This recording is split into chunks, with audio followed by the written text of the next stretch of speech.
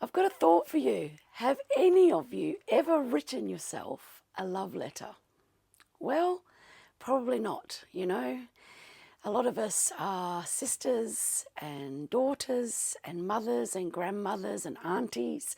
We usually put others first. We don't put ourselves first. But I was going back over my grandparents' love letters from the Second World War, and there is absolutely loads of them. Like there's about maybe 600 letters that they wrote, and these are what you would really call a love letter. So it got me thinking that with Valentine's Day coming, you know, I don't really celebrate Valentine's Day as such. It's very commercialized, but I was thinking of the love letter side of it. So these really made me think that maybe I should write a love letter to myself and show you what I did. So come with me and I'll go through how I actually made this journal and then how I made it personalized to myself. And then when I'm having a bad day, I can just open it up and it will remind me that I am special to me. All right? So come on. So every year after Christmas, I keep the old Christmas cards, you know, kind of thing like this. And then what happens is the following year I use them as gift tags because they're only usually written in sort of one side, aren't they, here? And so you can cut out this and use it for tags on gifts. So that's what I'm going to use today to make the heart-shaped journal. And I tried out quite a few examples. I first cut out this one like this, and I had the idea to have it like that, so when you opened it up, it was a heart-shaped journal. But I wasn't totally happy with how it looked, just like that. It looks a little bit silly. So then I thought, well, maybe it needs to be more rounded. So I made this one. And whilst it's nice, when you open it up, it's a pretty good shaped heart. Still wasn't happy with it looking like that. So my final try was like this, to make the journal like that. And when it opens up, it's like this. So all the pages will be that size as well. Alright, so I'm just going to choose a card and I'll show you how I did this. It's pretty simple, but you don't draw it from the front. So I'm choosing this one. Now my idea is to turn it over. Now if I turn this one over, you might see, yeah, you'll see where I drew the heart. So you kind of have to leave a lot of the spine in place. All right, because you're going to need to bind other pages and things in there. And then you just draw your freestyle heart, but you want a whole heart. So you're going up, back down, and then you want to go up like that. So maybe come around a little bit like that, so it's more of a heart. And the reason why I do it on the back, because if you turn this other card over and turn it back at the front, if you try to draw that heart from there, it's kind of easier to come up from the bottom. So when you turn it over, it's easier to draw it like that. I guess because I'm right-handed, so I draw it like that. Yeah. All right, so I'm going to cut this out now. Now this one does have inside pages already, which is really good. So if you've got something like that, it might be an idea to use that.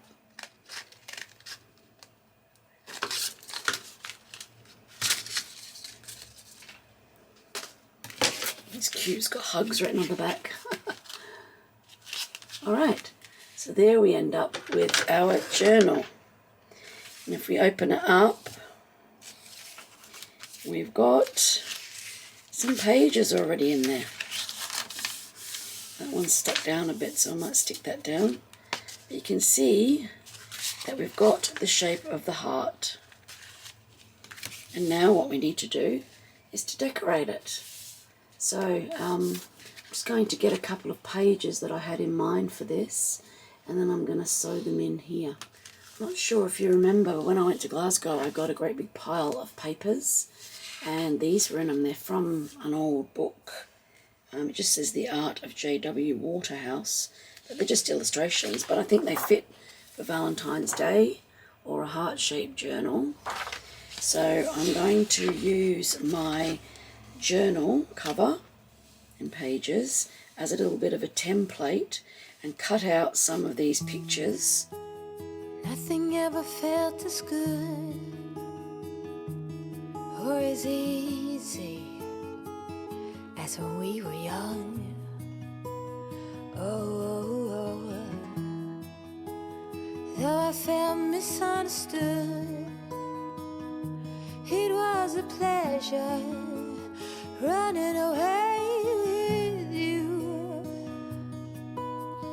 We were just chill. So you can see here I've taken it to the sewing machine.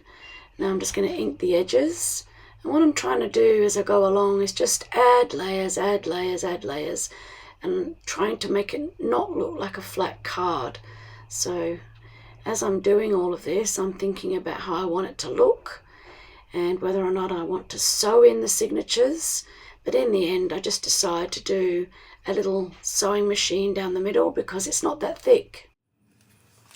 The next step was that I looked around to see what kind of hearts I had in my stash of stuff. So I've got this one here that just says joy.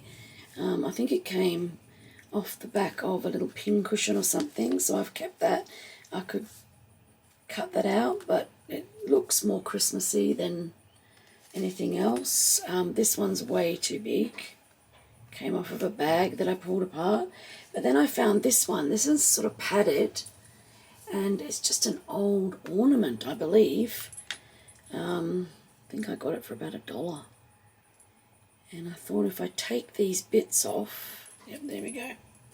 That's just snapped off. And it's got a really old bell on it, but it's sort of rusty. But I kind of like the look of it. And I'm thinking if the heart went down there like that,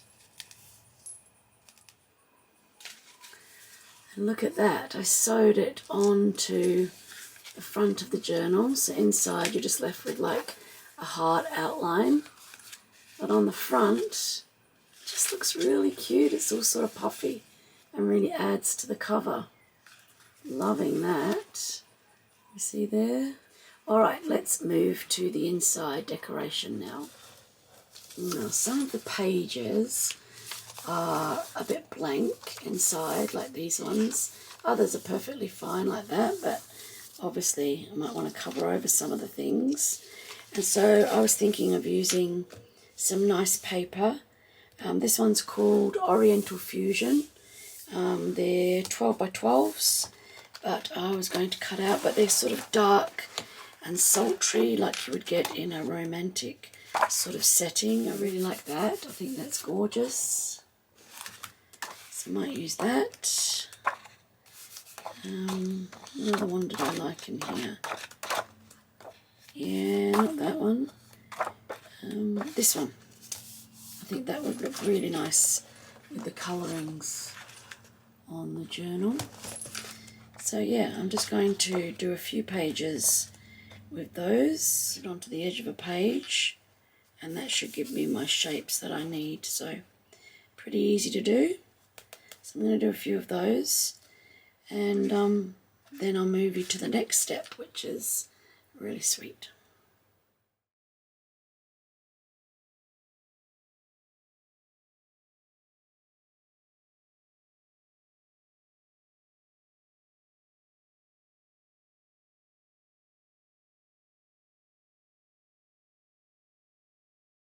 After I've added the paper to some pages, some are still blank. So what I've decided to do here is to use a really old doily. Now I've been using this, as you can see, to wipe off my paintbrushes when I've been doing some other art. So it's got lots and lots of marks all over it.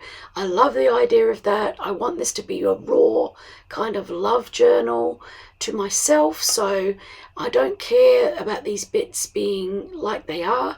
I want that in there. So I'm using this great big mat, and it's quite long. It's about 1 meter long, but it's not very wide. So it's sort of one of those mats you used to, sort of like a table runner or something like that. But yeah, just find something for yourself that you've got laying around and just pull it apart and start making your pages look beautiful in your journal too. So I'll let you just watch. I'm just going to cut them up. Beneath the starlit sky, our love's secret line, like leaves we soar so high. Beneath the moonlight, soft touch your hand in mine. Now, this book is called Keep It Real, edited by Lee Gutkind and Hattie Fletcher. So there was just a statement in here that I really loved. I think it's this part here. Despite our isolation, we are drawn to story, and the more emotional the tale, the deeper the salient information lodges in our memories. We learn from personal revelations, war stories, family legends, urban myths, campfire tales, true confessions, and gossip around the water cooler. I really like that, so I'm going to add that into my journal.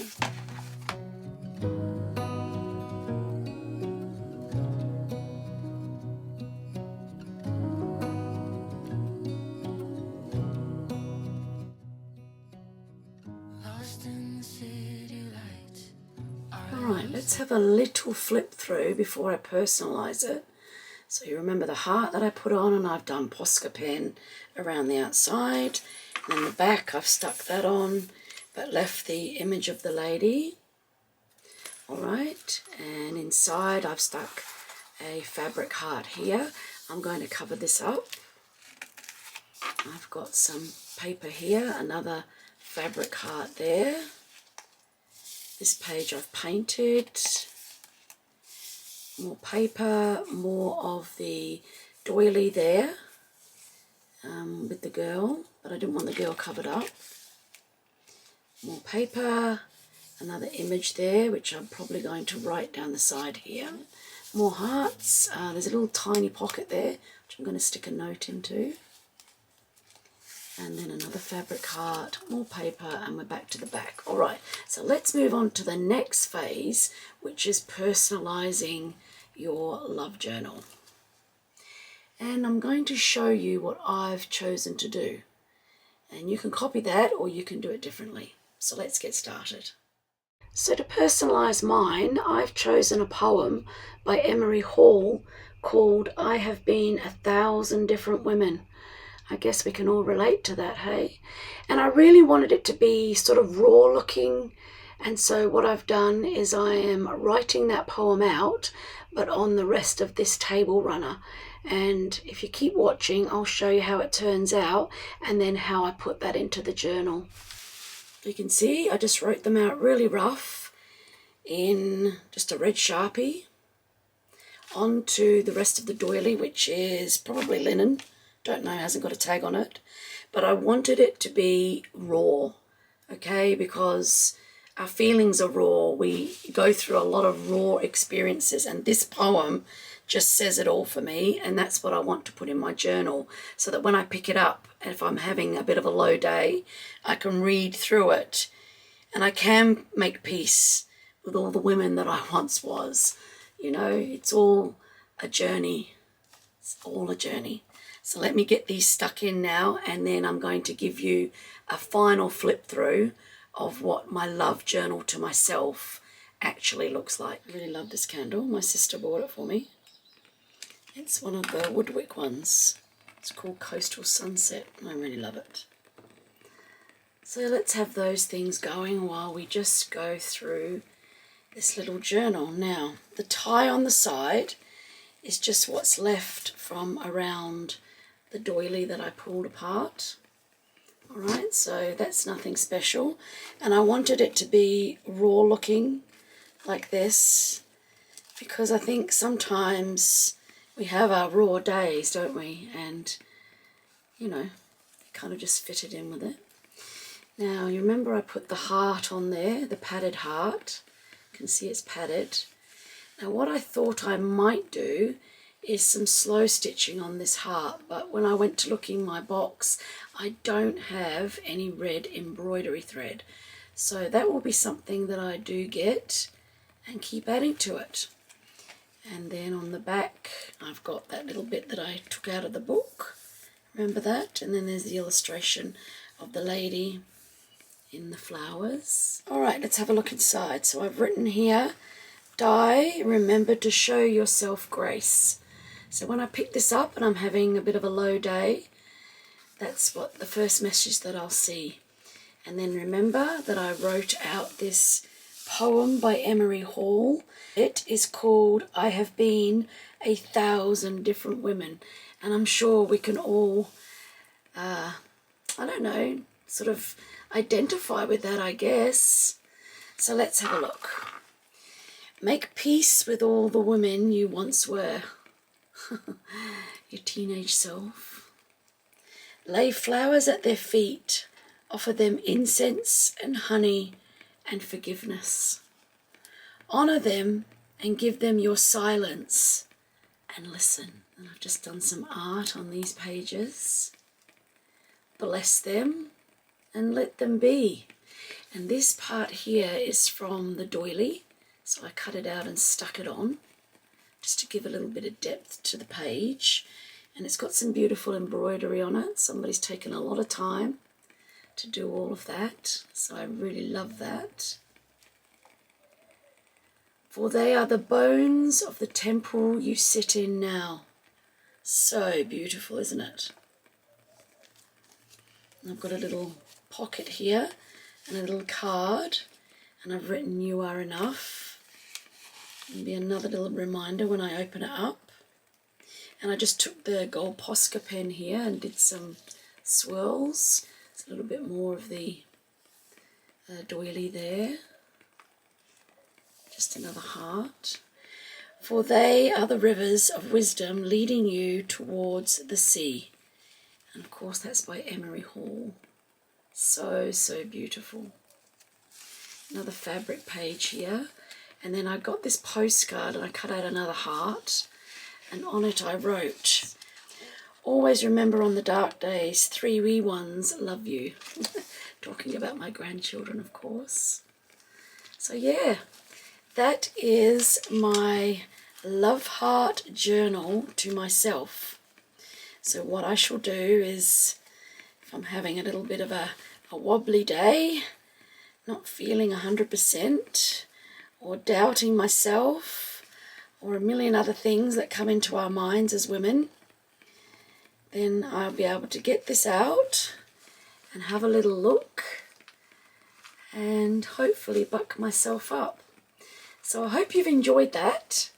I enjoyed making it, and I hope to see you again next week. Leave me a comment down below and let me know what you think, and whether or not you're going to make one of these for yourself, and whether you think it's a good idea or whatever. Okay, thank you all so much for tuning in, and I just can't tell you and thank you enough for being here. You are my tribe and I am forever grateful. Okay, see you later. Bye. Nothing ever felt as good or as easy as when we were young.